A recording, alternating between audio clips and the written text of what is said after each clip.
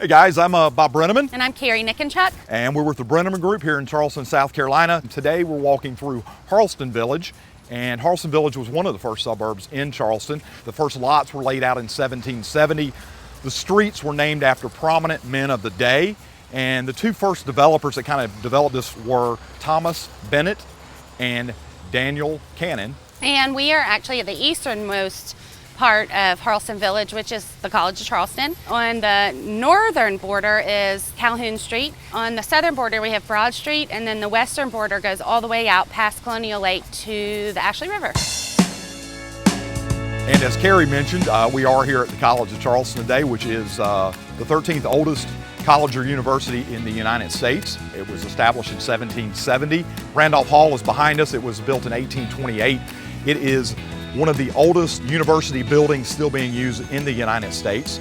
Interesting, as I did some research for this, is that the first classes were held in Reverend Smith's house on Glebe Street. I'm a College of Charleston graduate, 1998 Media Communications.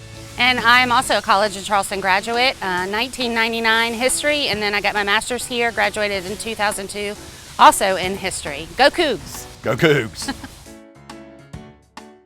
All right, guys, as we leave the College of Charleston campus, you can see over our shoulder is Porter's Lodge. It was part of the original part of College of Charleston. It was built in 1850, and it was built to house porters, people that would help with the college. Never really used in that capacity, but it has allowed janitorial staff to stay there over the years, and now it's being used as administrative offices for the College of Charleston.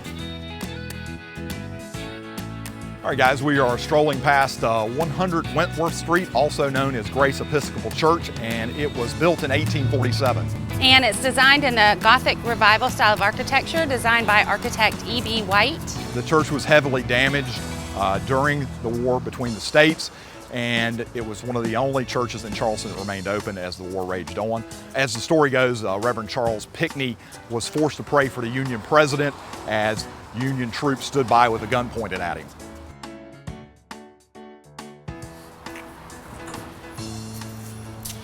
Hey, so now we're standing in front of 56 Buffane Street, which is the Memminger Auditorium.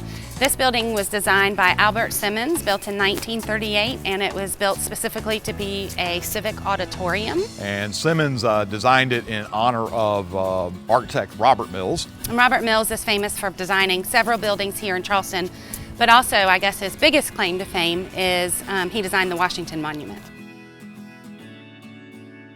So we are on Wentworth Street, walking past 149 Wentworth Street, also known as the Wentworth Mansion. And before it was known as the Wentworth Mansion, it was known as the Francis Silas Rogers House. It was built between 1885 and 1887. And it's actually built in the Second Empire style of architecture, and it actually has 4 stories, almost 24,000 square feet. And when it was built on the highest piece of land and was the tallest building at the time in Charleston. In the 1920s, the Rogers family sold it. It went through several ownership hands, and in 1997, the Wentworth Mansion Hotel opened. It's a 5-diamond hotel, one of several 5-diamond hotels in South Carolina. Circa 1886 is a restaurant that is tied into it, and you know that gets a lot of acclaim. Not really one of my favorite spots, but I think a lot of people do enjoy it. It's a great hotel, and certainly a place if you're in Charleston and you want to stay somewhere really nice. 149 Wentworth Street, the Wentworth Mansion.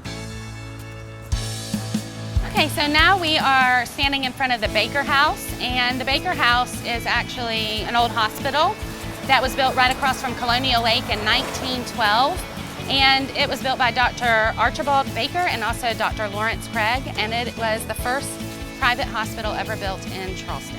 And today it is condos. I've showed a few over the years, and you know, for the most part, some of them need to be rehabbed, but they are right across from Colonial Lake, as Carey mentioned.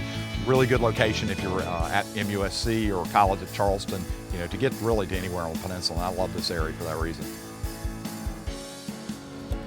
All right, guys, so we have made it around to the northwestern corner of Harleston Village, and we're down at the city Marina and the Old West Point rice mill. Basically, it is 19,000 feet of linear dock space. Off of that is another 5,000 feet of extendable dock, which makes it the longest freestanding dock in the southeast. And since Carey's family helped build the rice mill, she's going to tell you a little bit about it. Yeah, actually, my maiden name is Lucas, and one of my direct descendants, Jonathan Lucas I, he designed and invented the rice mill, built several in Charleston and the surrounding areas. But this rice mill was built by his grandson, Jonathan Lucas III. It was built in 1840, but it burned in 1860, right before the war between the states. But they had rebuilt it back up to full capacity by 1863. But during the war, it was used as a food distribution center.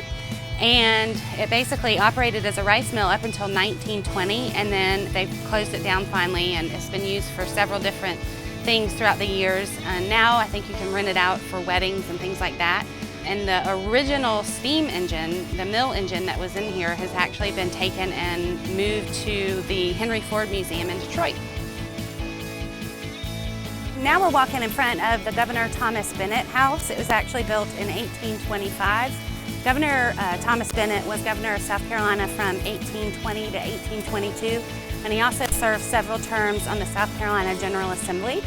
He was also in the rice and woodwork business, so the intricate details of the outside of this house, as you can see, are from wood that was milled in Bennett's mill.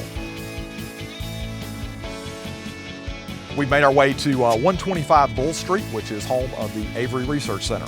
The building was actually built in 1868 as the Avery Normal Institute. It was built during Reconstruction as a secondary school for African American children, and by 1880 there were actually over 500 students in this school. Today it is actually owned by the College of Charleston, and it is the Avery Research Center for African American History and Culture. I've lived in Harleston Village about 10 years now. I think it was 2006 when I moved in. And I've lived in some different places around the area. This house is a kitchen house? It's a kitchen house. It was built in, I think, the late 1800s, if I had to guess. And its purpose was to keep the cooking outside of the main house so it wouldn't overheat, especially in the summer. And so that's why you have a half address, which is kind of fun. What do you like most about living in Harleston Village? You kind of grow with the neighborhood. The neighborhood grows with you. You know, there's always something to do. Great areas to run in, ride your bike in, all the galleries, great restaurants. I mean, there's just everything there for an entire age set. I mean, yeah, because you're like 3.5, 4 blocks to Upper King. In 10 years that I've been here, I still haven't gotten to experience all of it. Everything. You know, the plays always cycle through. There are great musicians that come through, and I love that there are these little grocery stores conveniently located at just about every corner. I mean, you go a couple blocks in any direction and you can find what you need. So are there some really good restaurants that you like to go to more than others, or places you like to maybe go have a glass of wine, anything? I can walk just a couple blocks over toward King Street and you've got Sir May's Corner over there, and every kind of cuisine. There's even a Vietnamese place a few blocks up toward Upper King. Yeah. Around the neighborhood too, they've been doing a lot of park improvements, which is great. Yeah. Colonial Lake, which is just a few blocks away, has always had this great sidewalk around it that you can run around. There are tennis courts right over there. There's a soccer field, basketball courts, and you'll always see people out there playing, and it's just kind of nice to have that right there in the neighborhood too. Yeah. A lot of the houses are older, so you have to be prepared, but I think that's a lot of what the charm is. I love my house. You feel like you get to put a little bit of yourself into it too as you come in and paint or whatever, and you feel like you're part of that history of Charleston too, which is really cool. There really are people of all different age groups, demographics in the area. You'll see people walking around with strollers, you'll see people walking their dogs, you'll see older couples walking, holding hands, which is really adorable, but it's great. It's got a nice mix. This house here, what attracted you to this? There are a lot of things. Yeah. I love the exposed brick. Yes. I mean, that is one thing that I just love about a lot of these houses, but this one in particular, it's got kind of a feel of a boat on it. I know that sounds crazy, but it kind of feels, you've got the rope detail around the molding, the exposed wood beams. It's a lot of that charm, having a courtyard, a yard that I'm still working on. This house, I love that it's a kitchen house, so it's kind of tucked behind the other houses. And this neighborhood in general doesn't have a lot of the heavy noise that you'll get over by the port and places like that. But around here, even just being tucked off the street just a little bit more, I can walk down my driveway and there I am in the middle of anything, but then I walk back up to my house down the driveway, and at night I hear the bullfrogs, in the morning I hear the birds, and there's none of that you know, crazy city noise. Yeah. So I kind of like the little bit of seclusion that Yeah. I feel with that.